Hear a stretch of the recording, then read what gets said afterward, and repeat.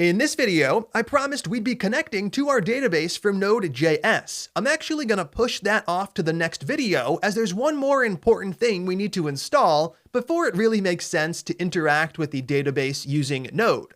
What we're going to install in this video is a MongoDB admin tool.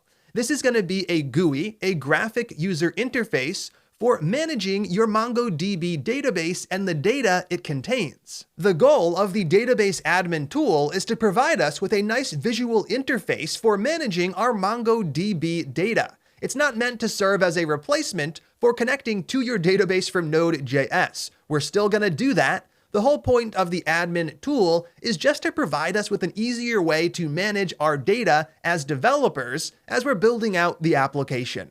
Now we can find the tool that we're going to be using by heading over to a new browser tab, and we are going to Google Robo3T.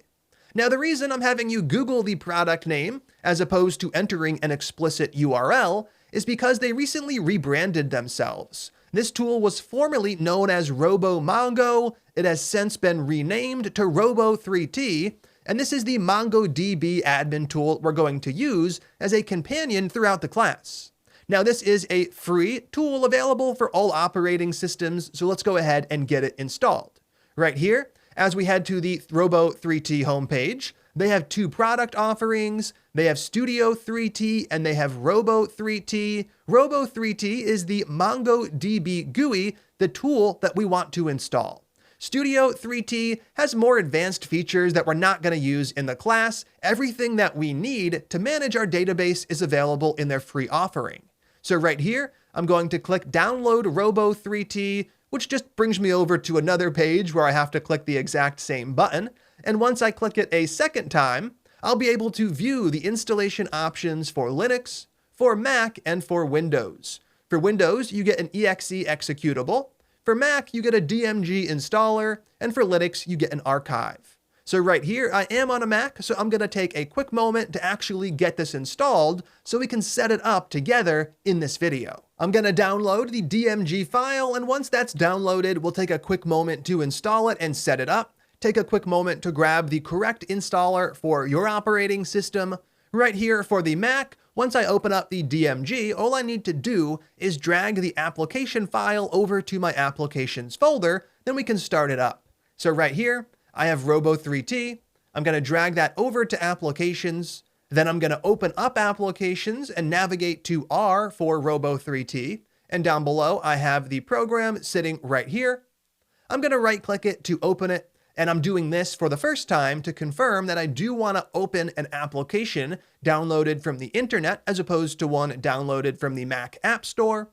I'm going to confirm, and this is going to open up the Robo3T program. Right here, Robo3T is bringing up this MongoDB connections panel where we can connect to our local MongoDB database. Take a quick moment to get Robo3T installed and opened, then you can come back and continue on with the video.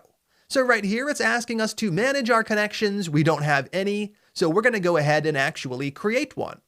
When we create a connection, there are a ton of different options we can configure. Up here, we have a whole bunch of tabs for more advanced setups, and we'll explore some of these as we set up a production MongoDB database a bit later in the class. For now, for our localhost setup, the only thing we need to change is right here, name. This is a label for the connection, and we can call this literally anything we'd like. I'm going to call this local MongoDB database. Now down below on this first connection tab, I also have address and port. Address is correct, the database is running on localhost, and the port is also correct. It's using the default MongoDB port, which we saw in our connection message when we first started up the server. We saw that the server was listening on port 27017, and here that's the port we're trying to connect on. Now before we actually save the connection, we can test it out. If we click this test button over here, we should see green check marks for everything, allowing us to actually confirm that the connection settings are working. We can now close the connection test panel. I can click save and we can connect to our database for the first time. Right here, we can just double click that connection to connect, and as long as you're not seeing an error pop up, that means things were connected correctly. Now, for the moment, there's nothing interesting to look at because we haven't inserted any data into the database. We'll get to that in the next video. For the moment, though, we are going to run a single command on the database asking for the version of MongoDB it's running. As long as we get the version back, then we know for certain that Robo3T was able to connect to the database successfully. To do that, all we're going to do is right-click our connection over here in this left-hand panel, and we're going to click Open Shell. This is going to allow us to run a command directly against MongoDB, and in this case, we're going to use the following. That's db.version, which we're going to call as if it were a method on the DB object. Now, right here, what we have looks a whole lot like JavaScript, and that is because it is JavaScript. When we're working with MongoDB and interacting with it via the MongoDB shell, we're just using JavaScript to manipulate the database. So in this case, we are asking for the version of MongoDB that's running. If we fire this off, we should get the correct version back, confirming that our connection was able to connect to the database and that the database was able to respond. Right here, to actually run this, we just click that green play button.